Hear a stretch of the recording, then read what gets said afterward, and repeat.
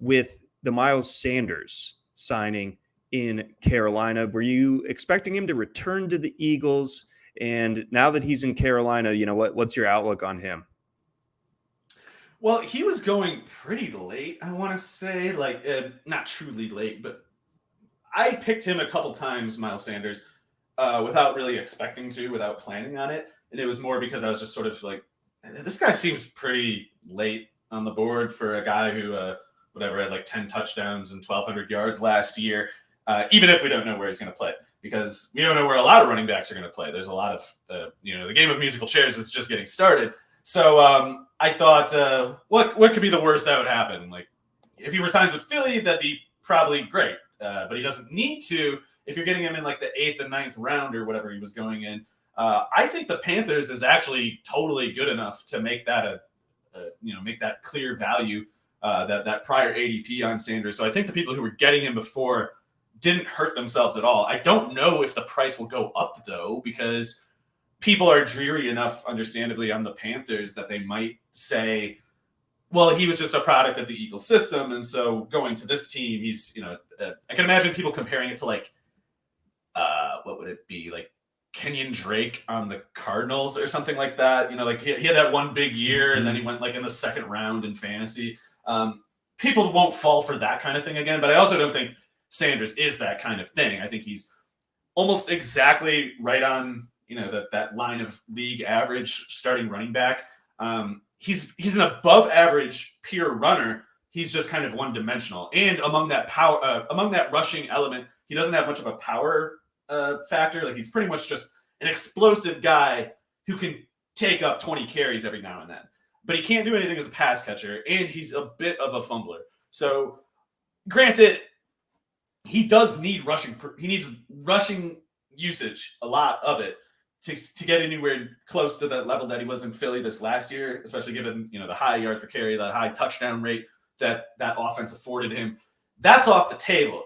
But I think the Panthers are so clearly committed to a very run-heavy game plan, especially in light of trading away DJ Moore, that the usage might actually go a little bit up for Sanders. Like they really might force feed him like 18 carries a game, which the Eagles did not. The Eagles would give him usage when they thought the defense was leaving it open. Like they get to the line, they say like, hey, they're sitting back here, they're rolling this way. Sanders should get some lanes if we run it, and then they hammer the run in those games and kind of go away from it for periods at a time. I think the Panthers are going to have to feed Sanders all the time. I don't think the results are going to be as explosive, but I mean, I don't want to say off chance, but in the chance that the Panthers have like a pretty good defense, if their offensive line is not worse than below average, Sanders could actually get to the same numbers as last year in terms of yardage and touchdowns. It might take more like, I don't know, 300 carries than 259 or something. And I think he's capable of taking on that type of volume. So his ADP 93.4. We have him ranked a decent bit higher than that. Almost, yeah, yeah. I like him at that. I would be surprised if he didn't increase a little bit in price, actually, because I feel like a lot of projection models are going to raise his carry count. Yeah, and yeah, so therefore probably ticks up just a bit. Let's sort through this New Orleans backfield. So Kamara, I already felt was going a bit late when I did an underdog draft earlier this week. I was able to scoop Kamara fairly late in there. I think probably let's see, pick 94. So like right at that Sanders line. Now they go ahead and add Jamal Williams into the mix. Could this be a good thing, all things considered, for Kamara in the sense that it maybe it looks a little bit, I don't know if the skills are quite the same as they were when Kamara was a rookie, but Williams kind of taking the Mark Ingram grinded out type of carries. Obviously, the concern would be the touchdown vulturing, but Kamara kind of get freed up a little bit more in the passing game and have a little bit more lighter boxes to work with. It's tough for me to look at the Williams signing and take away much in general. I don't think it could hurt Kamara. I'm pretty sure it can't. But the Kamara part is, it's just like, We don't know what's going on with the suspension possibility. Like I don't know what the hell is going on with any of that. Um, but if he misses 5 games and if he's playing in the Saints offense, a Saints offense that's not great, I guess I can. I guess a lot of it too is people projecting like, oh, he's old, so he's just going to straight up be terrible now. Um, I understand the temptation to conclude that. I see the numbers that they're looking at and the decline in the yards per carry, et cetera. That's that's not encouraging to see. But I also think it's a predictable outcome of over exposing Kamara as a runner. Like we always saw him in that Ingram Kamara offense putting up his biggest numbers. When Ingram left, it was like, why the hell are we giving Kamara 30 carries a game? Like he's not built for that. That's not what he's supposed to do. So that the results were predictably bad is not, to me, excellent grounds to write him off. Like I think if he comes back healthy, I think he's going to be 90% or more of the Kamara we always knew, and that's particularly likely to me, if Williams being there precludes the possibility of Kamara getting these 25, 27, 28, 29 carry games, because we need him more like 12 to 15 and 5 to 6 catches. That way he doesn't break down physically and then look worse than he otherwise would be. So I don't know what to make of the suspension factor. I don't know about I will say, I feel like in 20 round drafts, it is easier than ever to take on a player like Kamara because you're getting more chances to get the running back depth while you otherwise might be without him, or even if you're without him and he starts slow for like another 3 weeks after suspension. It's like you could survive that if you draft the right way and you get 2 extra shots to pad your running back depth, or at least 1, depending on how you look at it. So I am open to getting him. I'm not like scared off of him, but I haven't gotten him yet. So yeah, I got him as my RB3.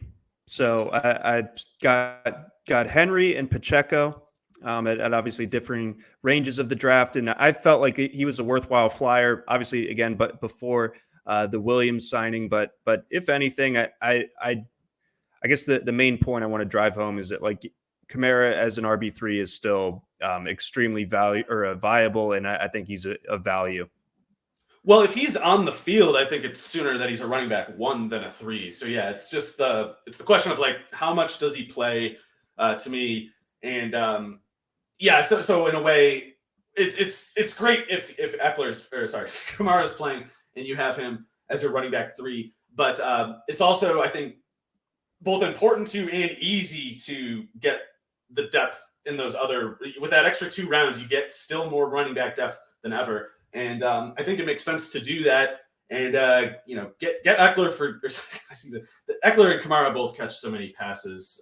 You see, I just have to slam them into the same head cannon slot. But Alvin Kamara, if he's missing 5 games and your running back 3 is like Boston Scott, that's a problem. But if it's, I was trying to think of like the worst case scenario possible. But if you have even so much as like Chuba Hubbard, like 2 Chuba Hubbards as your running back 3 committee, I think is enough to like hold the fort until Kamara gets there.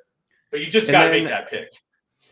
Right, exactly. And then rounding it out, does this increase or decrease your interest in Williams? Obviously, we're not expecting him to lead the league in touchdowns again.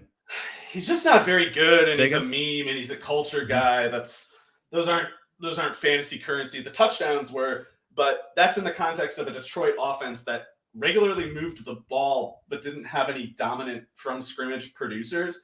So with the Saints, it's going to be a little bit different. That offensive line is not going to be nearly as good. He's going to have the same career rushing averages, problematically low rushing averages, which is say like 3.7 to 4.0. And instead of 17 touchdowns and 200 carries or whatever, I think he's going to get like 4 or 5 on I don't know, 140.